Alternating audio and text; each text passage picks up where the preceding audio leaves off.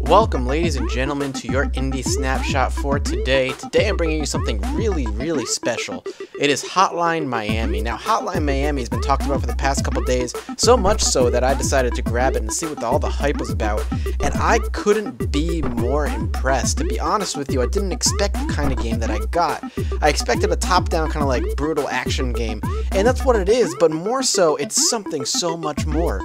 And by that, I'll have to go and explain. Now, the game basically presents itself like a top-down beat-em-up, but in essence the game is a puzzle game, and I'm going to show you why. You're looking at a screen right here where you get to pick up a bunch of masks. Now, depending on how well you do, you unlock other masks and weapons. Masks basically give you different bonuses. Richard doesn't give you any particular bonus. It's the first mask you get. Rasmus gives you an eye for secrets, for whatever that means. I haven't found that out. Tony gives you quicker executions. The horse gives you lethal doors. Graham gives you walking fast, and that's as many as I've gotten. I tend to like throwing on either the faster executions or the door. We'll put on Don Juan this time around. Now, every time you do, you put on the mask. When you start here, you go through a mission. And the mission basically is kill everybody in the building. And I've already done this mission. I'm just doing a mission that I've already done, just to kind of show you guys the basics of the game, see how well I can do. And that's one of the weapons I actually unlocked, that katana right there, so I'll be interested to see if I can get it. Now, with this mask, every time I open a door, somebody dies. It's basically just a quick kill. So we gotta be careful. Now, this dog can kill me instantly. And, well, everything can kill you instantly. The dog is just really fast. So we'll try that, and then, whoop, nope, he kills me. You can see really bloody. So we're gonna hit R to restart, and it's very quick at bringing you back into the fold.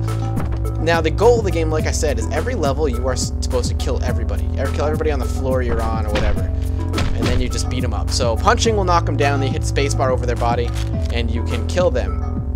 And you go, whoop. He apparently just moseyed on in. And just was, oh, I failed again. And we can just do that. We can bring him and grab this, whatever this is. Hopefully, yeah, it's a pipe. So actually, I prefer the crowbar. So we can pop that open, and he'll just die immediately. Now we're going to lock on him, throw it, and then get over him and just beat him senseless. So the game does a very good job of making this very arcadey feel. It does an excellent job at making the game feel like a game, essentially. Like, it's very arcadey. You can keep going to get the perfect score that you're looking for, or just like the perfect kill combination you want to try for, like coming in here. Whoops. I definitely did not mean to shoot the gun, so we got some attention. Got to be careful. Now we're out of bullets. So we killed everybody in here. Well, everybody out so far that heard the gun, which is a good thing.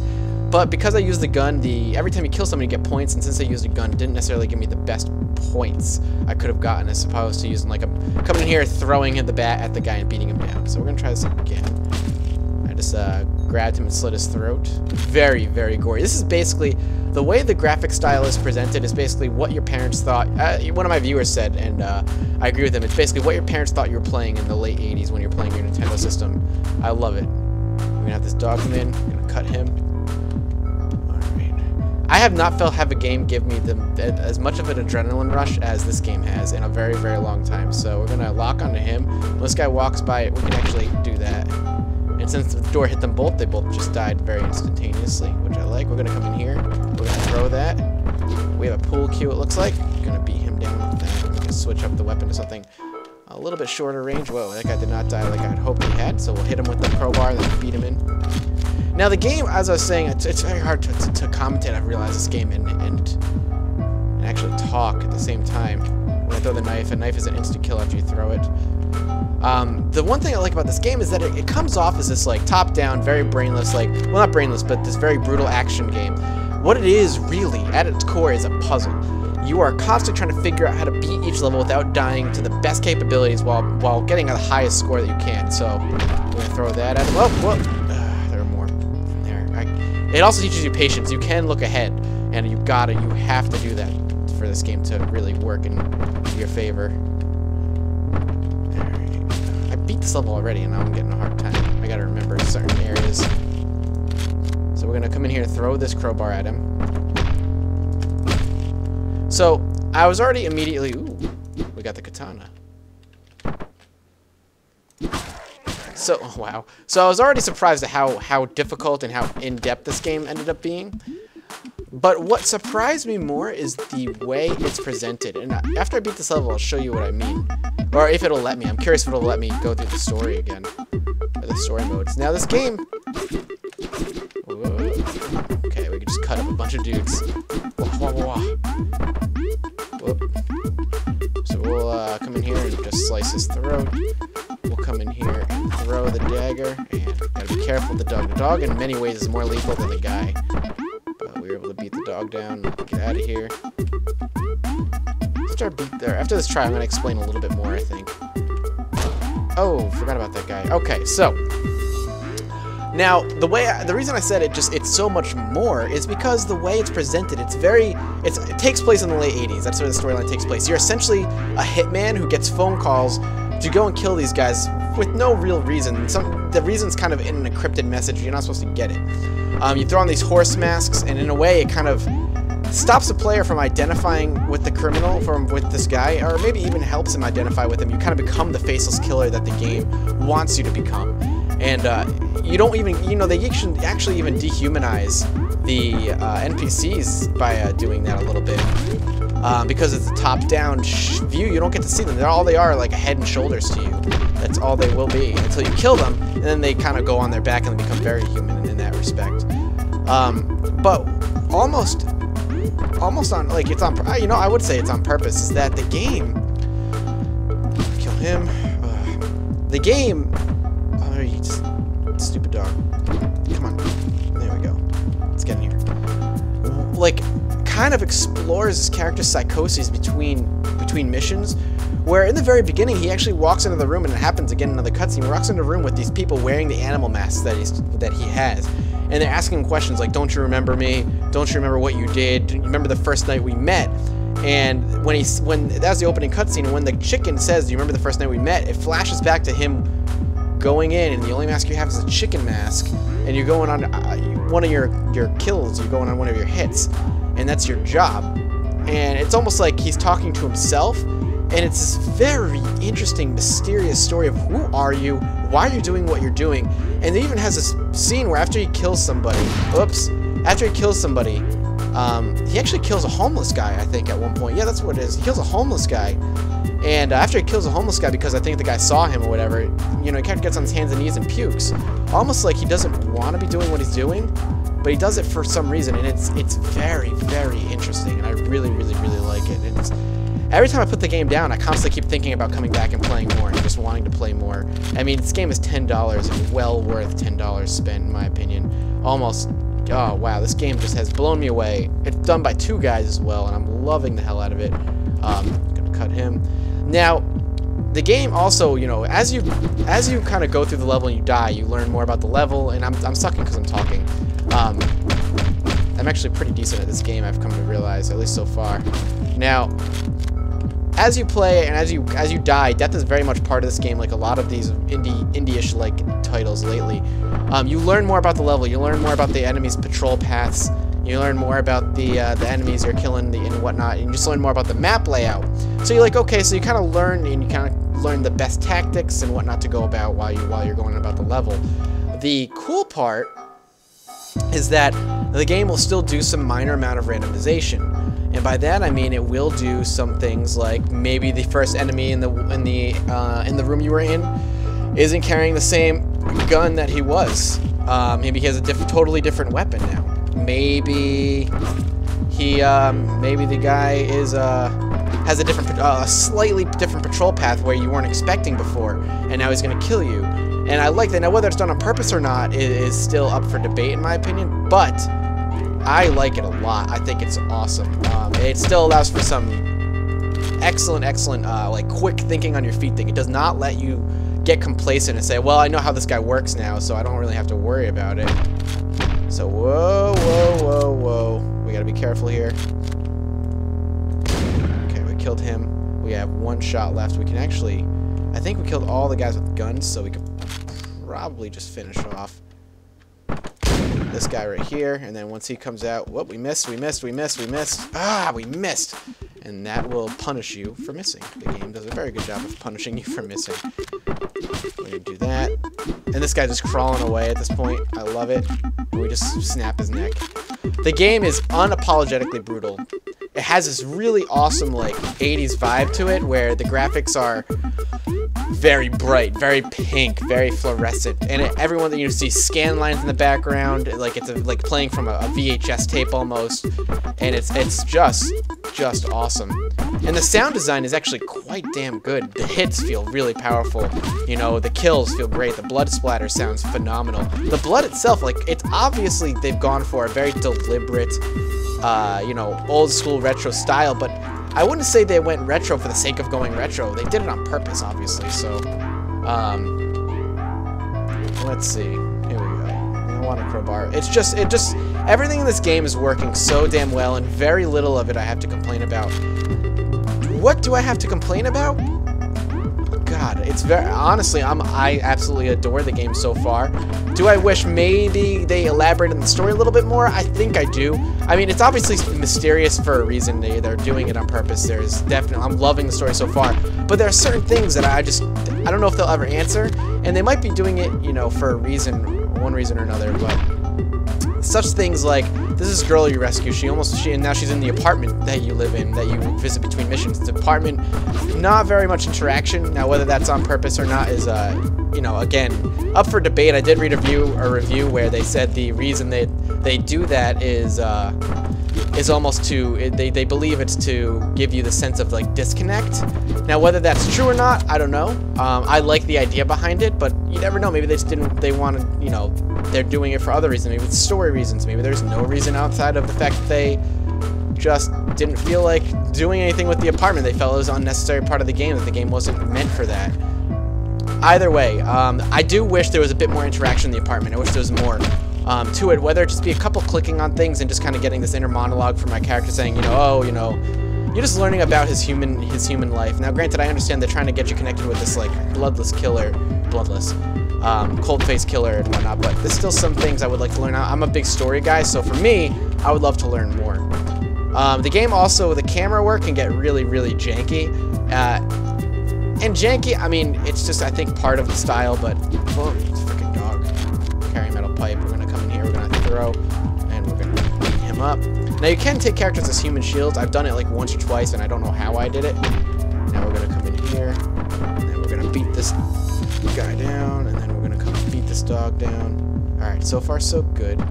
Now, we could probably use this and pretty much kill everybody else. Alright, let's wait for him to go back, hit him with it, kill him, because I don't want to waste the rounds or alert anybody. Now we can... Alright, stage clear. So now we go to the second part of the stage. I'm going to bring a knife, because knife is absolutely one of my favorite weapons so far in the game. And you drive a DeLorean, by the way, which is absolutely... Ah! There was a guy on the toilet. I didn't see him. I should have remembered that, but I didn't. Luckily, nobody was alerted. And that's another kind of complaint. Sometimes when you fire a gun, it's supposed to alert pretty much the nearby people, but that does not always happen at all. Oops, that went through the guy. The knife, I mean, oh, Jesus, I forgot about him again.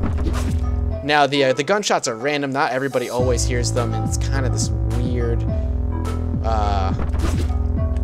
sound. Like, the sound, I don't think always works as intended, and I think that's a big complaint, because when enemies fire guns, sometimes they don't come running, sometimes everybody comes running, sometimes half of the people come running, and I'll be shooting in the same spot as I shot at the time before. So, oh, there's a guy with a shotgun in there. God damn it.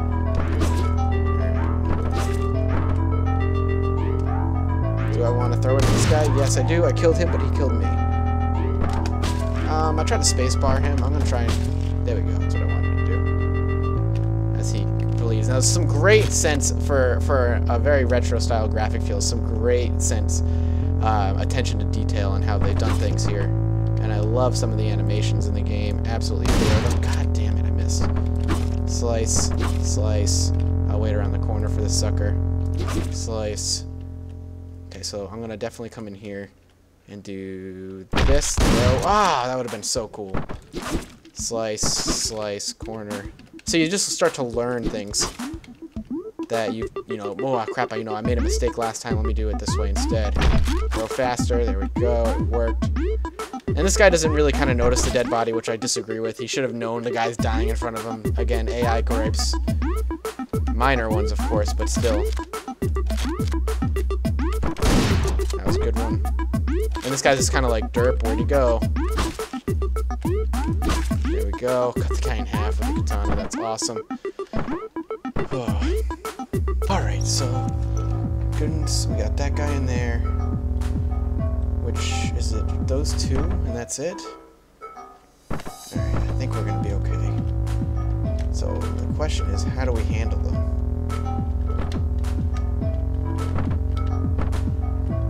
Is the door jammed? No. And of course he has a gun. See, that's what I was worried about. Okay.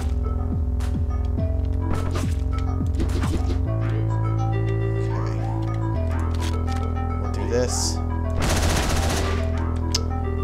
I don't think that's what I did last time. Let's try that. Wait, I'm sure he sees the blood splurting everywhere, but he doesn't care. Oof. Okay. Good. Okay, we can see how we're getting, like, this is what I'm loving about the game. See how, like, we're getting it down, essentially? It's awesome. So we can do that. We can definitely target that guy right now. And see, and that's one of my complaints. The AI doesn't always react accordingly. And now we can probably grab this and try and kill everybody else. So we're gonna wait for them to line up. And that guy's just not gonna do anything. Perfect. Chapter's done. Let's go to the car. And now we'll get to see the next part. Now that was another thing I wanted to say, by the way. The soundtrack for this game is fucking great. It is so good. So we're gonna go to the car, which is this way, I guess. No, I can't remember where the car. Okay, it's over there. So we get into our DeLorean. We get graded now. It basically counts up everything that you've done. See if you get graded. See what our grade was this time around. No flexibility. Apparently, I had no flexibility. New weapon unlocked. Good. So I did better this time than I did last time. Look at that, bam. I got a C. I had a C- last time, so barely better, but better. And, ooh, even a new mask I unlocked. We're gonna get the Wolf, Dennis the Wolf. And I love how these guys have regular names. And what are we gonna get? Looks like a bottle, maybe? Glass bottle. Yep, nice. So then, between each mission, you come to these areas where you kind of meet up with your friend who's always working in different areas and always gives you essentially free food. So I don't understand his point. Good evening. How are you doing? You look a bit distracted. Something got you worried. These are harsh times we're living in, I know. I haven't seen many customers lately. Maybe they've lost their taste for pizza. Maybe it's time to close shop once and for all. Anyway, got your order right here. Take care now. See over here? You get a pizza. You get back in your DeLorean, you leave. It's literally that simple. You drive in the Miami streets, the 80s, fluorescently colored Miami streets. It's May 13th, 1989. And so, see, there's that girl. I saved her. She's here. Now you see an NES here. Not much is going on. You can't even, like, you ate your pizza, obviously. Piece of newspaper. Mass murder continues. Last night, a dozen bodies.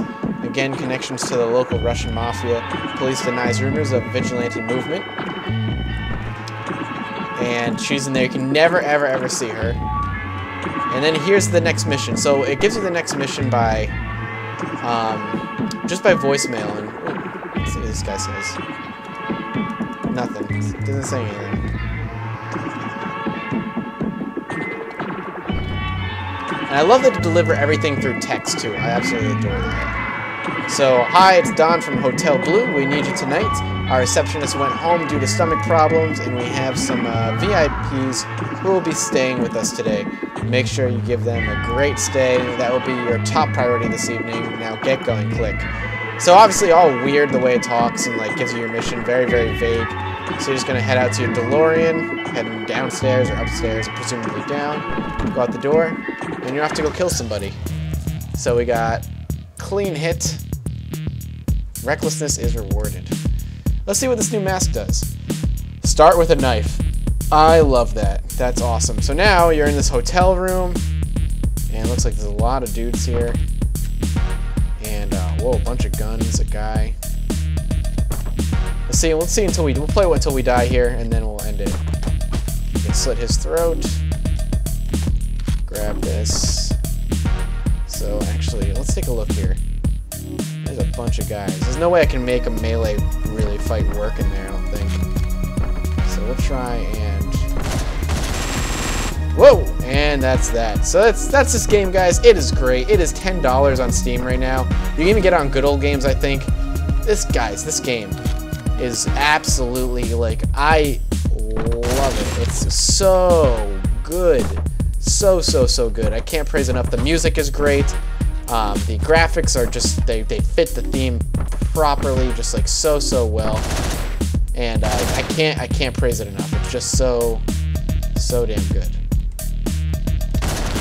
Whoop. And I'm dead. So guys, I'll see you next time here on Indie Snapshot. This is one of those games that I would just go get it. Support these guys. There's even an article right now where people who pirate the game, they're even giving them technical help, saying, you know, we know you're gonna pirate the game, just, you know, enjoy it. We made it. It was 2 guys who made it.